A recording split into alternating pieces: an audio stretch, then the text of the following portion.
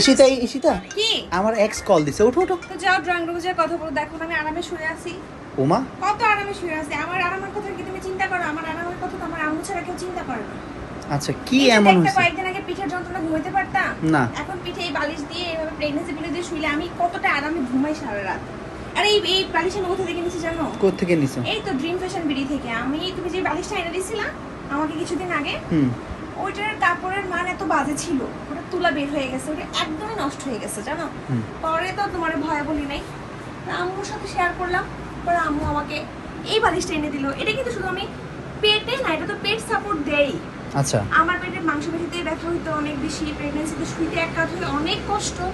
এই বালিশ পাওয়ার পর থেকে আমার আরামে শেষ। আর এটা দেখো এবার খুলে ওমা, যায়। এটা কি খুলে তুমি আমি খুলেও চাইলেই ফেলছো? হ্যাঁ, এই যে পেটে সাপোর্ট দিয়ে এভাবে বসে যায়। আরাম।